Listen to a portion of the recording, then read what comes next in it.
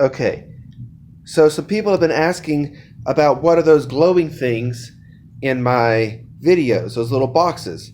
So today I'm going to talk about my effects pedals and my amplifier. I have a 50 watt bass amp. This is just a practice amp. A powerful bass amp that you would use at a concert might be anywhere from 100, 200, or even 500 watts. This one is plenty loud enough for what I need to do though. And then on top of it I have a pedal board with several pedals. So this pedal board is made out of pine boards that I sawed and cut to shape, screwed together, painted, and then put Velcro on.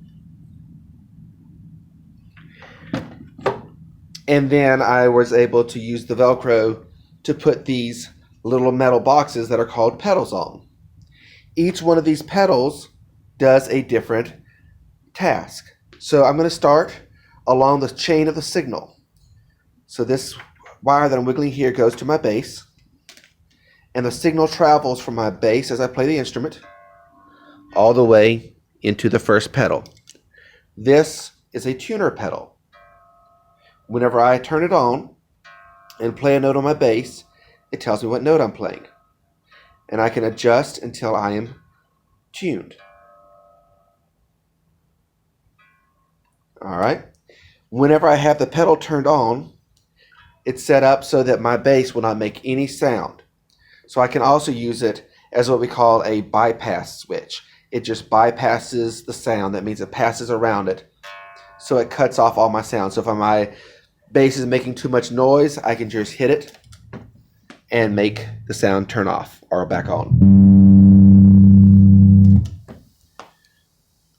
And I can use my hand to play the pedals, or I can use my foot. Normally we put a pedal board on the ground so that we can step on it with our foot. That's why it's called pedals, because we use our feet to turn it on. The next one is my next most important pedal. This is my compressor. This compressor pedal is going to change the volume of my notes. So when I turn it on, whether I play really hard or really soft, I'm going to get the same volume. But I will definitely have a different sound whether I play really hard or really soft. But because the compressor is taking the soft sounds and making them louder, and making the loud sounds and making them softer, it balances out the sound. I can also adjust with this button here. I can make the notes not last very long,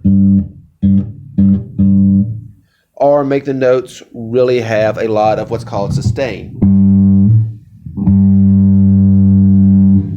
I like to keep it right about there. These first two pedals, my tuner and my compressor, are my most important pedals. The tuner helps me know that I'm in tune and turns off the sound when I need to. And the compressor balances out my sound so that whether I'm playing really hard or really soft, I get the same volume. And so I can change the tone instead of just the volume. The next pedal is my Equalizer. It's the one that really glows a lot. And what it does is every one of these things controls a different sound frequency.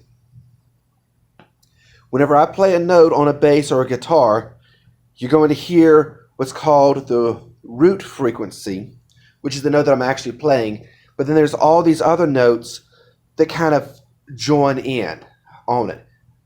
And this frequency here, this equalizer, lets me boost and reduce certain sounds. So I'm playing a bass right now.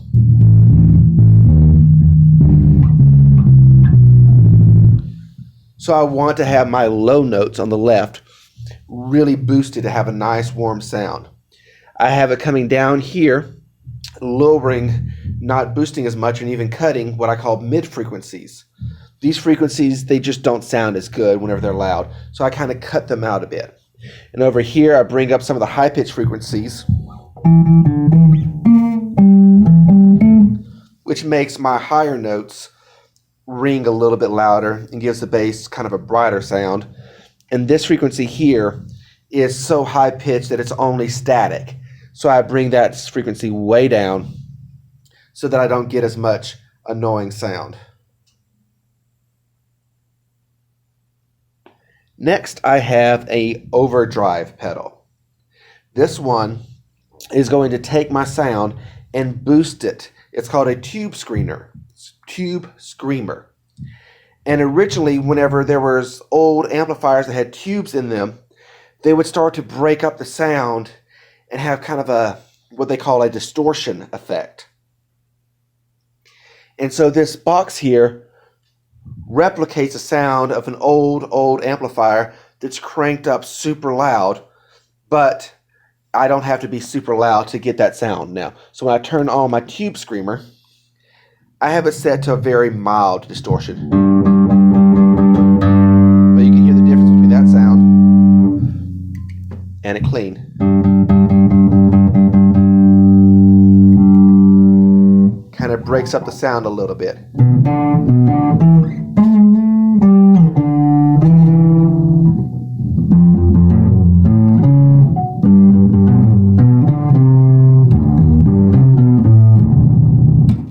All right, really handy on rock songs, anything, even some country songs, anything that has kind of a more aggressive sound to it.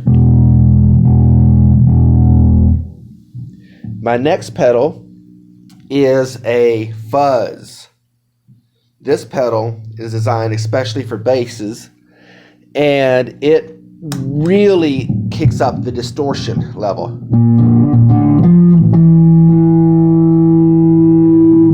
It has a lot of different sound effects I can use with that.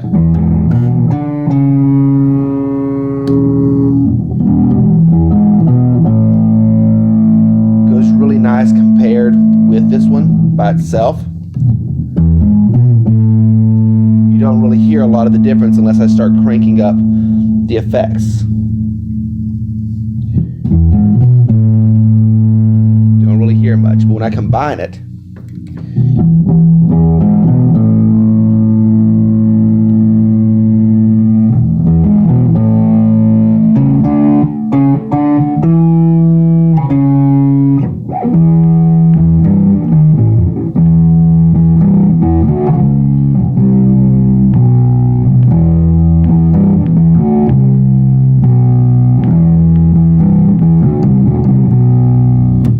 we start to get a really rock and roll grind sound there.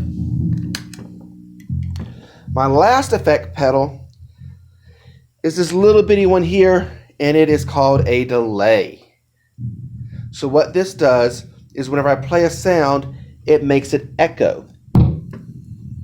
So I'll play a note, and you can hear the echo. And my different knobs here can change different things from how loud the echo is,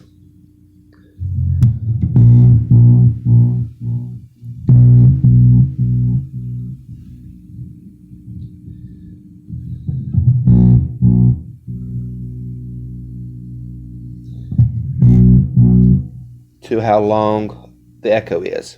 Here, there's no echo. Here, there's a very long delay.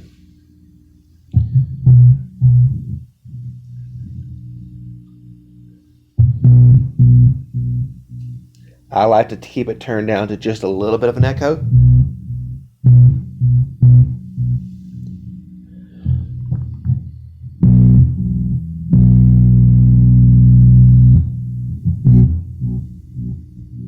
There you hear that nice long delay.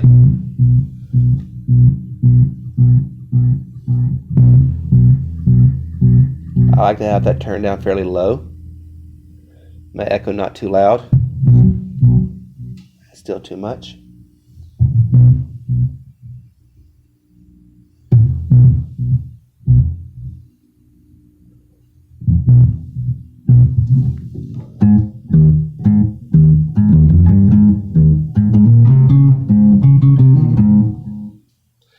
It's just a tiny, I have it turned down super low on that, and I use that for country music to make it sound like an old recording where you would get some of an echo in the recording.